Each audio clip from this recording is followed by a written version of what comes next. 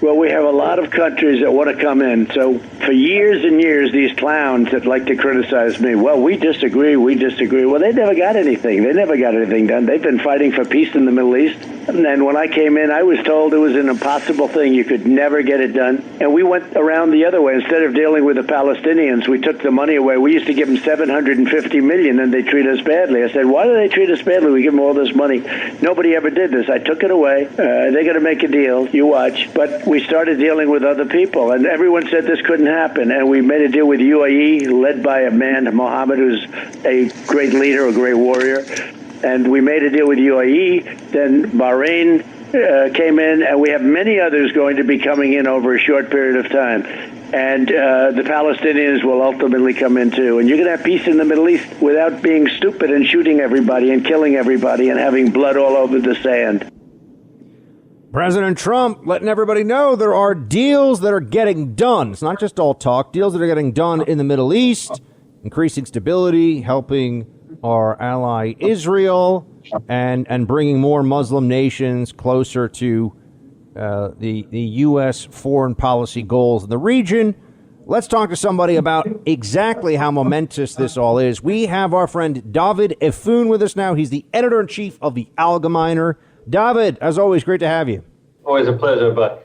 So first, tell me, what's going on today? We got the White House, the Abraham Accords, deals getting signed. Let everybody know what's happening.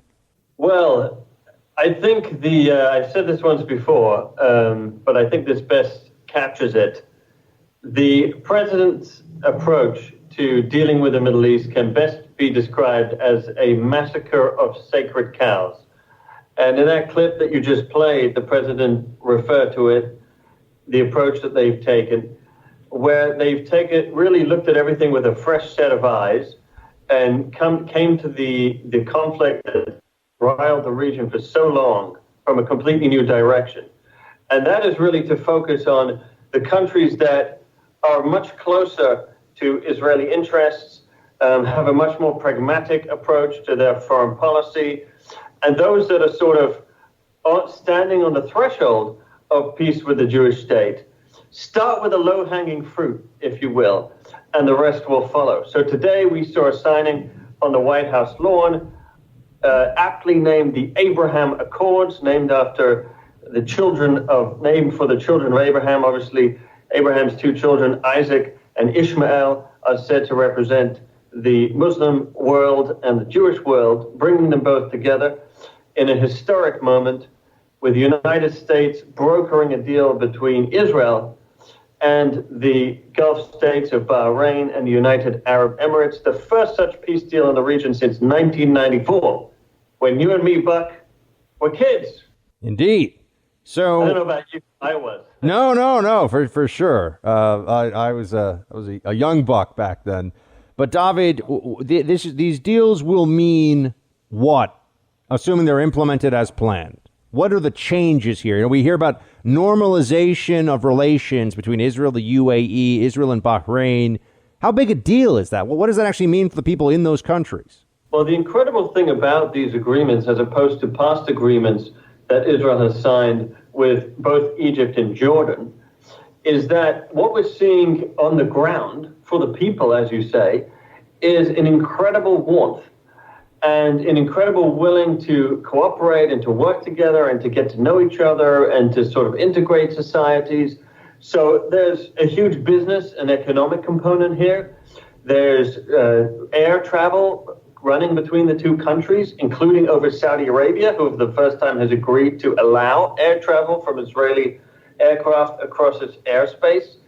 But there's also a security element, which is super important. There's a lot of shared concern between Israel and the Gulf states and others in the region over Iranian expansionism, which is a big issue. Of course, all forms of extremism on the ground.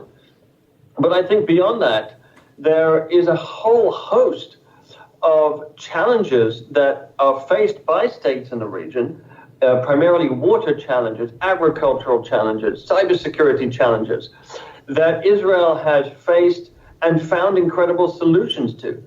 And some of the biggest challenges that are facing the UAE and Bahrain today have easy, out-of-the-box solutions that have been developed in Israel.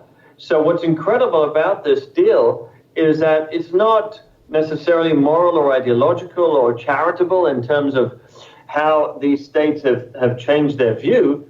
It's interest first. The interests have aligned in a way that has brought people together. And that's really the bedrock of a long-lasting, warm, far-reaching, secure, stable peace that we're seeing emerging today. Speaking to Dovid Efune, editor-in-chief of the Algemeiner, a great news site that focuses on Israeli, Jewish, and Mideast issues. Dovid, what would you like to see? Now, we don't know if Trump is going to get 4 more years or not. Let's assume for our purposes that he does. What would you like to see as the follow-on agreements, actions? And now that it sounds like we have momentum here, perhaps we even have a framework for a more durable future Mideast peace. What do you want to see as the next steps if Trump gets those 4 more years and has his team pursuing these goals? Well, I'm pretty confident that the outcome of this election in the United States will tell us a lot about the future of peace and stability in that region. There's no question that there are some actors that are sort of lukewarm, sitting on the fence, that are waiting to see the outcome of the election. There's an understanding that America's diplomatic relations are going to head in a very different direction if there is to be a Biden administration. And they want to wait and see what happens. They're not ready to quite jump in right now at a moment where things may change quite dramatically. So I'm pretty confident that those that are on the fence are waiting to see where things go and will jump in if Trump is reelected. There are also those that I wouldn't describe as sitting on the fence, but really malicious actors in the region, including the Iranians and others like that, who are also trying to wait out the Trump administration in the hope that they're going to have a more charitable administration following the Trump administration. Certainly, there's indication from the Biden camp that he would sort of follow the Obama approach when it comes to dealings with Iran. And the Palestinians as well. I mean, they're putting out statements. They're opposing the normalization that we've seen today. They're sort of jumping up and down. They're sulking. They're crying. They're not presenting any alternatives.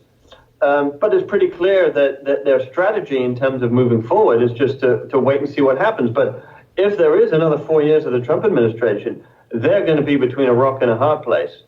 And they're going to have to take steps if they want to avoid a further deterioration of their diplomatic standing. They're going to be forced to take steps, which is really necessary, this sort of jolt and earthquake under their feet, to get them to move forward and to take the risks that are necessary for peace, to come to the table and to get real and to get serious about it. But what would be the next realistic step in this process that if we could get an agreement, a next agreement similar to the Bahrain or UAE deal, what would be the country and what would it stipulate? Leave aside the Palestinians for a second. Let's talk about other actors in the region. Well, there are a whole host of others that have, let's say, expressed tepid interest in the way things are developing. The most obvious is Oman.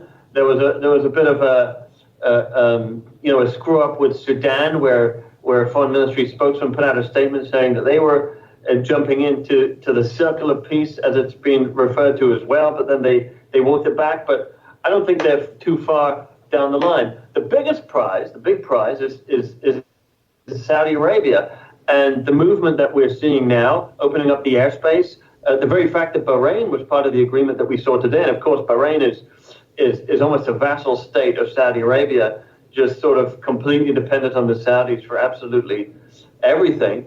That couldn't have happened without Saudi blessing and approval. So that's something that we could see coming up pretty soon. It's more delicate there in terms of the Saudi geopolitical position. But I think it's just a matter of time. It's inevitable. So you think we could get a U.S. brokered Israeli-Saudi peace deal in the next 4 years of a Trump presidency, possibly? I do. And the chances of that happening are about, let's say, 50 times more likely if Trump is reelected. Dovid Efune, everybody, the Algemeiner. Check it out, algemeiner.com. Dovid, always good to have you on, my friend. We'll talk soon. Likewise. Take care.